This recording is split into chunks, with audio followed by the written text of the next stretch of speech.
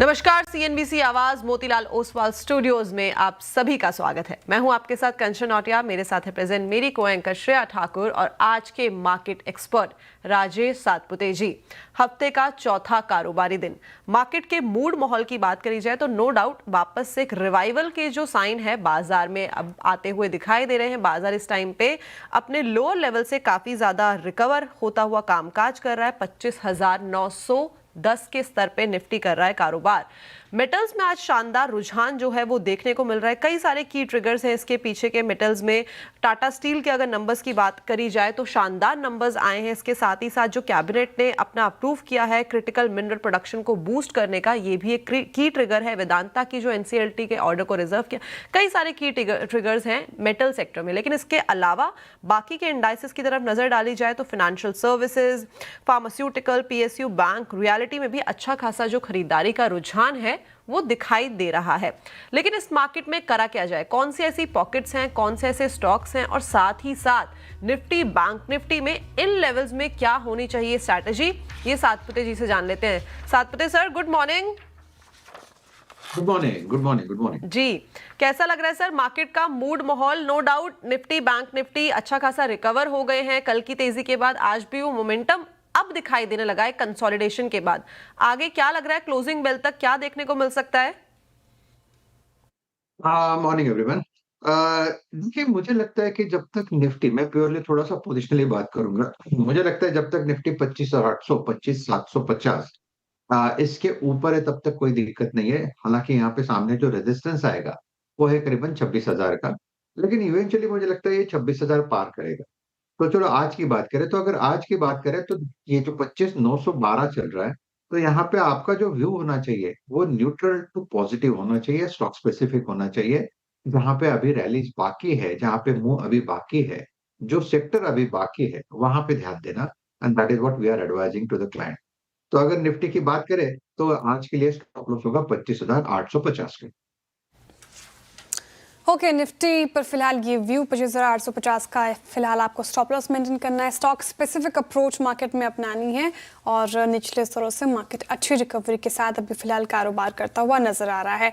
चलिए अब आगे बढ़ते हैं, और सबसे पहले वो नंबर आपकी स्क्रीन पर, क्योंकि आपके कई सारे सवाल होते हैं कि सवाल कैसे पूछें, तो ये नंबर फटाफट से नोट कर लीजिए। 7045220000 व्हाट्सएप नंबर है। अपना क्वेश्चन आप इस नंबर पर पूछ सकते हैं। इसके अलावा सोशल मीडिया क्वेरीज भी कर सकते हैं आप, इंस्टाग्राम, एक्स, साथ ही यूट्यूब पर भी अपनी क्वेरीज पूछ सकते हैं सीएनबीसी आवाज कंचन नौटियाल और श्रेया ठाकुर को टैग करके। अब आगे बढ़ते हैं और देखते हैं कि सबसे पहला कॉलर हमारे साथ कहां से जुड़ रहे हैं। हमारे साथ जुड़ रहे हैं बीएस संधू जी चंडीगढ़ से। BS ji, hi, good morning.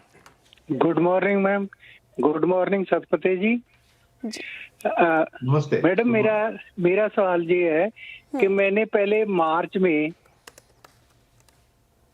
Good morning madam. हाँ, सुन पा रही हूँ मैं आपको, आप सवाल पूछे। मार्च में क्या? मैडम, पहले मैंने मार्च में बीएससी के शेयर खरीदे थे। जब जून में वो स्प्लिट होने के बाद मेरे को हैंडसम गेन हुआ तो मैंने बेच दिए थे। उसके बाद फिर मैंने 303 शेयर ₹2,430 में परचेज किए हुए हैं, और इस समय भी उसका काफी हैंडसम मेरे को गेन हो रहा है। इसी तरह मेरा दूसरा जो शेयर है वो है EIEL, environment and infra engineer limited. उसके मेरे को आईपीओ के थ्रू 101 शेयर अलॉट हुए थे और प्राइस है 148। अगर मैंने रखने हैं जो शेयर के इसकी एडवाइस है, तो मेरे को इसके लिए स्टॉप लॉस जरूर प्लीज मेंशन कीजिए कि कितना स्टॉप लॉस लगाए। मैंने दोनों शेयरों में कोई नहीं लगाया। बिल्कुल सही कहा आपने। बीएससी से शुरुआत कर लेते हैं, और बीएससी में आपने, जैसा कि आपने मेंशन किया, हैंडसम प्रॉफिट हो रहा है आपको। बिल्कुल 370 रुपए से ज्यादा का प्रॉफिट कमा रहे हैं आप।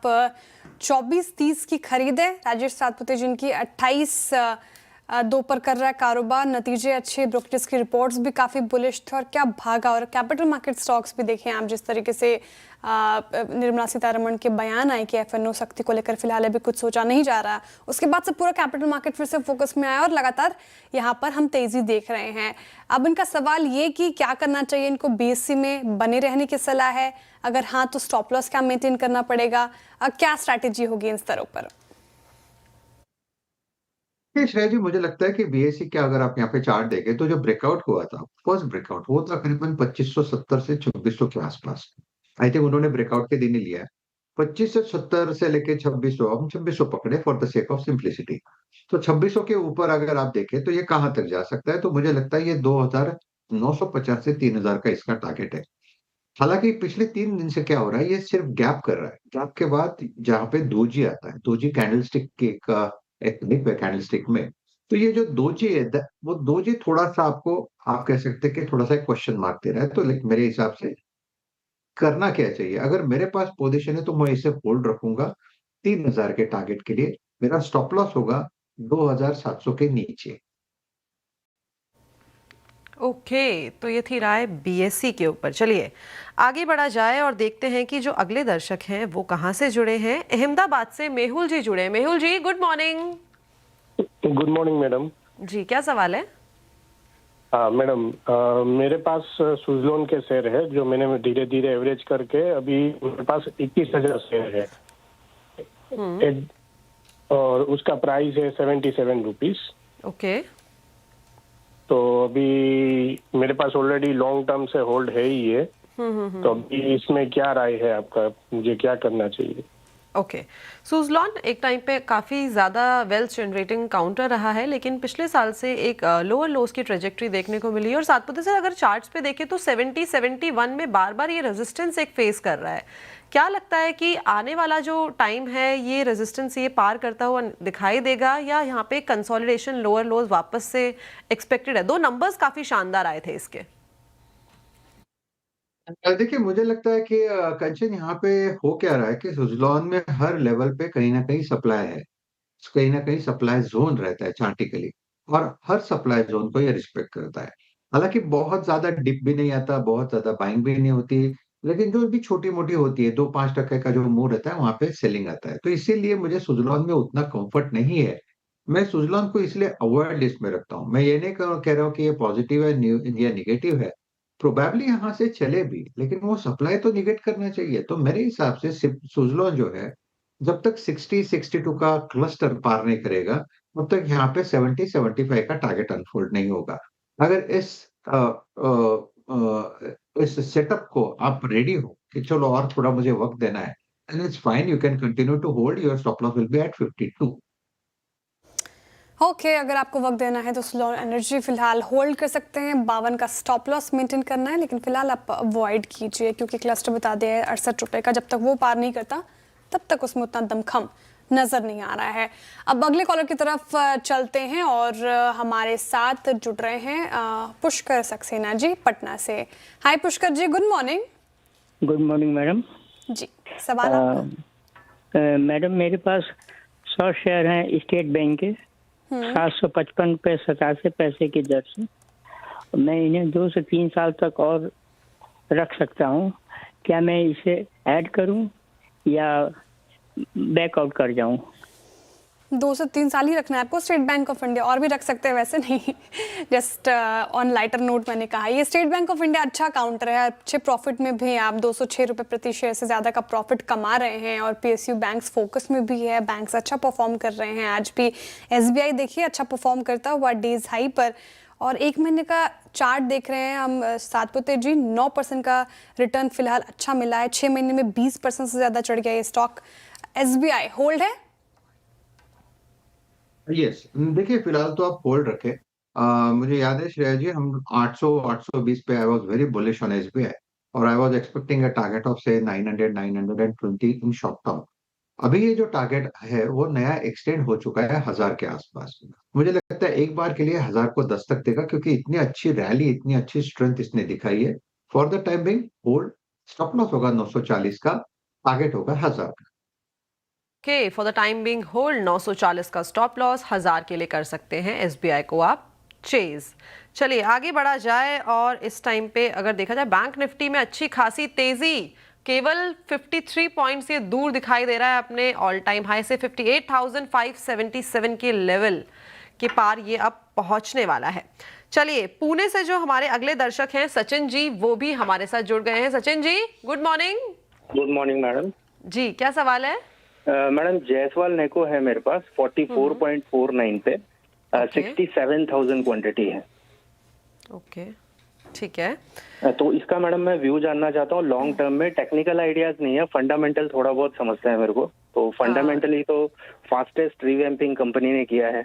बट सचिन जी, एक चीज मैं यहाँ पे मेंशन करना चाहूंगी, सातपुते सर जो हैं वो टेक्निकल एक्सपर्ट हैं, तो फंडामेंटल राय वो यहाँ पे नहीं बता पाएंगे। अगर आपको मैडम टेक्निकल ही चाहिए मैडम मेरे को, अच्छा, फंडामेंटल technical जानकारी है। ओके, ठीक है। तो 1999 पे आई थिंक ये जो कंपनी है वो लिस्ट हुई थी। एक छोटी मिंझोली कंपनी है, 7,000 करोड़ का इसका मार्केट कैप है और शानदार रिटर्न इस टाइम पे ऑल टाइम हाई के आसपास ही ये कारोबार कर रहा है अपने।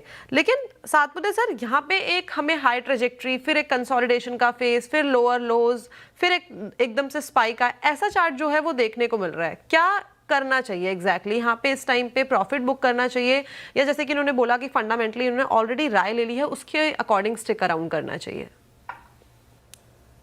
देखिए, कंपनी का नाम फिर से थोड़ा रिपीट करिए, मुझे यहाँ पे जायसवाल निको। इसका मैं एनएससी कोड बता देती हूँ, JAYNECOIND। Okay, got it. देखिए, मेरे हिसाब से अगर यहाँ पे फर्स्ट ऑफ ऑल क्या है ना, यहाँ पे कंचन देखिए, ये मिड कैप स्टॉक है, probably mid cap to small cap. मैंने इसके कुछ फंडामेंटल ज्यादा देखे नहीं है या कुछ सुने नहीं है, आप कह सकते हैं। तो जो चार्ट दिखा रहा है वो यही दिखा रहा है कि जब तक ये 70 का लेवल होल्ड कर रहा है, 70 का लेवल जब तक होल्ड करेगा तक दिक्कत वाली बात नहीं है। सामने इसका जो टारगेट अनफोल्ड हो रहा है वो करीबन 85 टू 90 का है। तो अगर आपको होल्ड रखना है, पोजीशन में बने रहना है, तो आपका जो स्टॉप लॉस होगा वो 70 के नीचे होगा।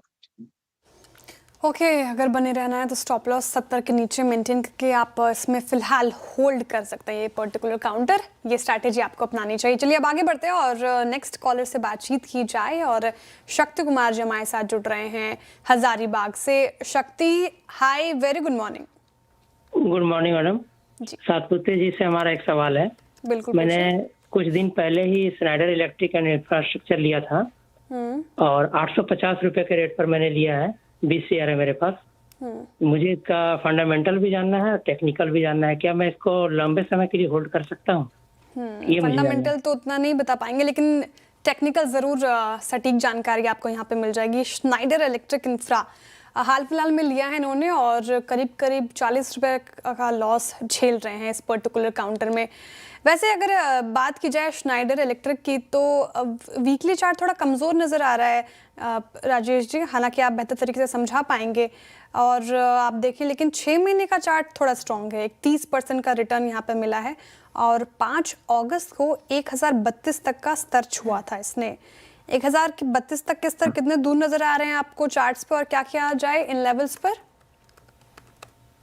देखिए श्रेय, अगर आप स्नाइडर का चार्ट देखें, डेली चार्ट भी देखें, इवन वीकली चार्ट देखें, तो यहाँ पे हमने एक रैली देखी थी, एक बॉटम लगा था। हम जनरली एनालिसिस करते हैं तो हम इसका वेव लेते हैं। तो वेव के हिसाब से 540 के आसपास का इसमें बॉटम लगा था। 540 से लेके ये वन वे चला था करीबन 1050 तक। तो आप देखिए, अगर 500 रुपए कोई काउंटर चलता है तो उसमें करेक्शन लाजमी है। तो ये जब आप कहते इतने अच्छे मोमेंटम के बाद ये जो दिख रहा है, this is an intermediate correction and this is a buying opportunity. मुझे लगता है 780 इसके लिए एक इम्पॉर्टेंट सपोर्ट है और एग्जैक्टली इसी सपोर्ट को इसने टेस्ट किया है। तो यहाँ पे आपका स्टॉप लॉस होगा 750 का। होल्ड रखे। मुझे लगता है इवेंचुअली फिर से जब आप कह सकते हैं कि रैली रिज्यूम होगी, जिसके चांसेस प्रोबेबिलिटी बहुत ज्यादा है, पहला रेजिस्टेंस आएगा करीबन 900-910 का। वो सरपास होने के बाद यहाँ पे मुझे लगता है फिर से 1000 की तरफ ये रैली जाएगी। तो काउंटर अच्छा है, it's a hold. Okay, counter अच्छा है और रैली जो है 1000 तक हमें जाती हुई नजर आ सकती है। चलिए आगे बढ़ा जाए और महाराष्ट्र से शांतनु जी हमारे साथ जुड़े हैं। शांतनु जी, गुड मॉर्निंग। गुड मॉर्निंग जी। मेरा आईटीसी होटल पे सवाल है। मेरे पास 100 शेयर है 208 पे। तो मुझे जानना है कि ये लॉन्ग टर्म के लिए रख सकते हैं और या इस लेवल पे एडिशन कर सकते हैं क्या? ओके, अभी लिया है क्या आपने? अभी करंट मार्केट प्राइस भी 208 ही चल रहा है, राइट? हाँ, अभी लिया है क्या? नहीं, पिछले महीने में लिया था मैंने। अच्छा, पिछले महीने लिया था। नो डाउट अभी रिसेंटली डीमर्ज होके जो एंटिटी आईटीसी होटल्स में ये कन्वर्ट हुई है, उसके बाद शानदार रैली यहाँ पे देखने को मिली है। लेकिन इसमें प्रॉब्लम ये है कि अभी इस टाइम ये अपने ऑल टाइम हाई के 52 वीक के हाई के आसपास ही कामकाज कर रही है। सातपुते सर, क्या करा जाए और लॉन्ग टर्म का पर्सपेक्टिव है, किस तरीके से रीड करें? ITC hotel, right? राइट। देखिए कंचन, आईटीसी होटल का अगर आप चार्ट देखें तो मुझे लगता है ये जो लेवल है 200 का, इसके लिए एक सैक्रोसैंक्ट लेवल है। अगर आप चार्टिकली देखें तो यहाँ पे डाइवर्जेंस आता है लॉन्गर टाइम फ्रेम पे। तो लगता है जब तक 200 का लेवल होल्ड है तब तक कोई दिक्कत नहीं है। रादर हम जब कहते हैं कि कोई काउंटर जो अच्छा रहता है और जब ये करेक्शन में आए तो अब इसे बाय करें, तो I think this is the correction. और इस करेक्शन में ये 200 के ऊपर हमारा बाय इंटरेस्ट है। तो यहाँ से कहाँ तक जाएगा? तो मुझे लगता है अगर आपको यहाँ पे एंट्री करनी है, तो first of all stop loss that should be 188, 190 के नीचे स्टॉप लॉस होगा। सामने स्विंग का जो पहला रेजिस्टेंस आएगा वो आएगा करीबन 225 से 230। 230 निकलेगा तो 250 तक फिर से भागेगा, लेकिन इसके लिए कम से कम 6-8 महीने का वक्त रहेगा। तो अगर उतना टाइम है तो डेफिनेटली यहाँ पे किसी को फ्रेश भी निवेश करना है तो कर सकते हैं। ओके, फ्रेश बाइंग के लिहाज से भी ठीक है। और आईटीसी होटल्स आपको फिलहाल होल्ड करना है। होटल स्पेस में आज अच्छी बाइंग भी नजर आ रही है फिलहाल। चलिए अब नेक्स्ट कॉलर की तरफ चला जाए। राजीव जी हमारे साथ जुड़ रहे हैं मुंबई से। Rajiv ji, hi, good morning. Yeah, good morning. Thank you. Yeah please go ahead, ask your question. Yeah, I have actually around 100 shares of PDL, Bharat Dynamics. So I can hold it for around 6 months. I want to know what to do with this. Now it is going down and down. Rather, it is almost flat. Okay, 6 महीने के लिहाज से आपने सवाल पूछा है। Stop loss maintain नहीं किया था राजीव जी आपने, क्योंकि 200 रुपए से ज्यादा का लॉस हो रहा है आपको बीडीएल में। 1737 पर इनकी खरीदारी है, 1525 पर कर रहा है कारोबार। हालांकि 6 महीने का चार्ट देख रही हूँ राजेश जी, 12% से ज्यादा का करीब करीब इसने नेगेटिव रिटर्न दिया है, लेकिन इस साल में अब तक 34% की कमाई भी कराई है। बीडीएल पर क्या व्यू? काफी मिक्स नंबर आए हैं डिफेंस स्पेस से। देखिए मेरा डिफेंस पे व्यू पॉजिटिव है। बशर्ते अगर इसमें किसी की पोजीशन है और वो होल्ड करना चाहता है, तो यहाँ पे होल्ड करने की ताकत है। यानी अगर आप 1 साल के हिसाब से सोचे तो मुझे लगता है यस, बीईएल अच्छा है, बीडीएल अच्छा है, माझगांव डॉक अच्छा है, एचएल तो बढ़िया है। क्योंकि ये काउंटर जो है ये सिक्लिकल है। अगर आप देखें तो जब मोमेंटम रहता है तब लोग इसमें एंटर करते हैं, और जब करेक्शन आता है तो लोग डर के यहाँ पे एग्जिट कर लेते हैं। This is what I have been observing. तो मैं यही कहूंगा कि अगर आपके पास होल्डिंग पीरियड है, होल्डिंग ताकत है, तो आप उसे रेजिस्ट कर सकते हो, तो डेफिनेटली आप इसमें बने रहे। मेरे हिसाब से 1400 के नीचे आपका स्टॉप लॉस होना चाहिए। अगर यहाँ से स्ट्रेंथ मिले तो ये जाएगा पहला 1650 की तरफ। 1650 का निकलेगा लेवल तो फिर 1800 की तरफ भागेगा। Point is this is not the level to sell, this is the time to hold. Keep your stop loss below 1400। Okay, बिकवाली की राय ने फिलहाल होल्ड करने की सलाह आपको मिली है। और बीडीएल एक वीक का चार्ट देखें आप तो अच्छे रिटर्न्स भी मिले हैं, 7% से ज़्यादा। तो 6 महीने के लिहाज से नहीं, कम से कम लंबी अवधि के नज़रिए से आप बीडीएल को होल्ड कर सकते हैं। Defence as a space pedigree भी काफ़ी अच्छी है। चलिए वक्त हो रहा है शो को वाइंड अप करने का। बहुत शुक्रिया राजेश जी आज हमारे साथ जुड़ने के लिए, तमाम सवालों के इतने अच्छे तरीके से जवाब देने के लिए। दर्शकों का भी आभार। चलिए अब फिलहाल इस शो से इतना ही, लेकिन ब्रेक के उस पार देखिए क्रिप्टो अपडेट। CNBC आवाज प्रस्तुत करता है crypto corner, powered by coin DCX। Crypto corner में हमारे साथ आज स्वागत करेंगे एशिया सेंटर की डायरेक्टर मेघना बालका। मेघना, बहुत शुक्रिया आपके समय के लिए। और सबसे पहले रेगुलेशंस पे ही बात करना चाहेंगे, क्योंकि इस साल हमने यूएस की तरफ से काफ़ी पॉजिटिव, स्ट्रॉन्ग और स्पीड में रेगुलेशंस आते हुए देखे। जहाँ तक इंडिया की बात है, वेल हम उस रेगुलेशन पेपर का भी इंतज़ार कर रहे हैं। कैसे देखती हैं आप ये डीले? और आपको लगता है अगर जिस तरह के भी रेगुलेशंस हैं, अगर डीले होता है तो हम काफ़ी हद तक एक ब्रेन ड्रेन बनता हुआ देखेंगे? यहाँ पर अभी डेवलपर्स काफ़ी ज़्यादा है यहाँ पर, और एक्चुअली पिछले 2 साल में ये होता हुआ नज़र आया भी है। हाँ, तो 3 चीज़ें हैं रेगुलेशन पे। बिना रेगुलेशन के कंज्यूमर्स को कोई प्रोटेक्शंस, कोई सेफगार्ड्स, कोई ग्रीवेंस रिड्रेसल का स्कोप नहीं है। तो अगर कुछ फ्रॉड होए, कुछ भी होए, उनके पास कोई सेफगार्ड्स या प्रोटेक्शंस नहीं है, तो कंज्यूमर्स कुछ नहीं कर सकते हैं। दे आर एब्सोल्युटली, वो एकदम पावरलेस होते हैं विदाउट रेगुलेशन। तो जैसे गवर्नमेंट बोलती रहती है या अथॉरिटीज़ बोलते रहते हैं कि थोड़ा रिस्क है इन्वॉल्व क्रिप्टो में, तो अगर रिस्क इन्वॉल्व है तो वो रेगुलेशन से ही एड्रेस हो सकता है।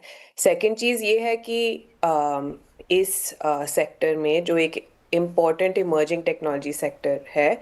इंडिया में काफ़ी इनोवेशन हुआ है, काफ़ी सारी फर्म्स हैं जो बहुत वैल्यूबल हैं, मगर इन्वेस्टमेंट अगर कोई सर्टेनिटी नहीं है कि क्या होने वाला है इस सेक्टर में, पर्टिकुलरली रेगुलेशन के बारे में, तो फिर इन्वेस्टमेंट नहीं आएगा। और सिमिलरली जैसे आप बोले ब्रेन ड्रेन, बहुत सारी फर्म्स हैं, एंटरप्रेन्योर्स हैं जो इंडिया में थे, मगर जब वो एडवर्स या प्यूनिटिव टैक्स रिजीम इंट्रोड्यूस किया था क्रिप्टो के लिए, तो वो बाहर चले गए। तो ब्रेन ड्रेन तो शुरू ही हो गया है। I mean it's very much underway. आपने यहाँ पर टैक्स की बात की, जहाँ पर ऑब्वियसली कंप्लायंस फ्रेमवर्क नहीं है तो टैक्स है, so at least in that sense it's not legal. एक ये चीज़ समझ में यहाँ पर आती है, लेकिन जिस तरह के टैक्सेस हैं काफ़ी सारी कंट्रीज से काफ़ी ज़्यादा हैं, आपको लगता है वहाँ पर भी कुछ काम किए जाने की ज़रूरत है? तो नॉट लीगल ये एक्चुअली सही नहीं है। It's not that it's not legal, ये बस ये है कि इस पे अब बहुत प्यूनिटिव टैक्स रिजीम लगाया गया है, और वो प्यूनिटिव टैक्स रिजीम लगाया गया है इंस्टेड ऑफ रेगुलेशन। और आई थिंक मोटिवेशन ये था कि ये डिटरेंट होएगा इन्वेस्टमेंट के लिए, बट एक्चुअली जो हमारी एम्पिरिकल स्टडीज़ ने ढूंढा है, ये बस इसने ऑनशोर एक्टिविटी डिटर किया है और सारा मनी ऑफशोर हो गया है। तो हमारी ये फाइंडिंग्स हैं कि लगभग 32,000 crore domestic centralised crypto exchanges से अब फॉरेन एक्सचेंजेस में चला गया है। और सबसे प्रॉब्लमेटिक या सबसे इसमें बिगेस्ट फैक्टर जो है जो टैक्स रिजीम का, वो है 1% TDS। इसेंशली वो ट्रांजैक्शन टैक्स लगाया गया है, सिमिलर टू जो STT होता है सिक्योरिटीज़ में, मगर बिकॉज इट्स 1% TDS, जो भी हाई वॉल्यूम ट्रेडर्स हैं उनके लिए इट एक्यूमुलेट्स वेरी फास्ट, बहुत कॉस्टली हो जाता है। तो इसके वजह से डोमेस्टिक एक्सचेंजेस पे 81% अप्रॉक्सीमेटली ट्रेडिंग वॉल्यूम डिक्रीज हो गया with in just 4 months of the implementation of this regime. तो इसमें this is not really deterred any कोई डिटरेंस नहीं हुआ है ट्रांजैक्शंस में, बस ऑफशोरिंग हुआ है, बस डिस्प्लेसमेंट ऑफ एक्टिविटी हुआ है। ओह वेल एब्सोल्युटली। मेघना, एक और चीज़, और जिस तरह से आपने पहले भी कहा कि अनसर्टनिटी ज़्यादा है रेगुलेशंस को लेकर और उस वजह से शायद इन्वेस्टमेंट्स यहाँ पर हिट हो सकते हैं। क्रिप्टो एक चीज़ है, लेकिन ब्लॉकचेन एज अ टेक्नोलॉजी एक इम्पॉर्टेंट है। काफ़ी सारी countries, companies, even state governments इसमें अब लेने लगी हैं काम। इसके ऊपर भी कोई रेगुलेशन नहीं है। आपको लगता है कुछ चीज़ें ऑब्वियसली शायद एक ही साथ में आप यहाँ पर रेगुलेशन ना लेके आ पाएँ, शायद उसे इवॉल्व करना पड़े, लेकिन कहीं कुछ शुरुआत होने की ज़रूरत है? देखिए, ये एक बहुत लॉन्ग स्टैंडिंग मिथ परपेचुएट हुआ है कि क्रिप्टो और ब्लॉकचेन दो अलग चीज़ हैं। क्रिप्टो के सहारे ब्लॉकचेन नेटवर्क पे लेन देन का रिकॉर्ड होता है, सुरक्षित करने का मूल्य संचारित होता है। तो बिना क्रिप्टो के ब्लॉकचेन का कोई वैल्यू प्रोपोजिशन नहीं है। बिना क्रिप्टो के इसेंशियली ब्लॉकचेन बस एक शेयर्ड डेटाबेस होएगा। और तो बिना क्रिप्टो के फॉर इंस्टेंस, जैसे आपने सुना होगा स्मार्ट कॉन्ट्रैक्ट्स के बारे में, जो बहुत इंपॉर्टेंट चीज़ हैं, जो सेल्फ एक्सिक्यूटिंग है, या एनी डिसेंट्रलाइज्ड एप्लीकेशंस बिना क्रिप्टो के, या इवन जैसे प्रोवेनेंस होता है, राइट। ब्लॉकचेन का एक बहुत यूज़फुल क्वालिटी ये है कि आप देख सकते हैं एकदम ट्रांजैक्शन को बिगिनिंग से एंड तक ट्रेस कर सकते हैं, और वो इम्यूटेबल होता है। तो बिना क्रिप्टो के वो नहीं हो सकता। तो ब्लॉकचेन का वैल्यू प्रोपोजिशन क्रिप्टो के साथ मिला हुआ है, जुड़ा हुआ है। इट कांट सेपरेटली नहीं कंसिडर कर सकते। और जो भी वो बोल रहा है वो टेक्नोलॉजी को नहीं समझता या मिथ परपेचुएट करने का कोशिश कर रहा है। All right. मेघना, बहुत शुक्रिया हमारे साथ आज यहाँ पर जुड़ने के लिए और थोड़ी सी मिथ्स वहाँ पर बस्ट करने के लिए आपके समय का बहुत शुक्रिया। वेल, इसी के साथ फिलहाल इस कार्यक्रम में इतना ही समय है। रुकेंगे एक ब्रेक के लिए, लौटेंगे तो बात करेंगे मार्केट्स की एंड स्टॉक्स की।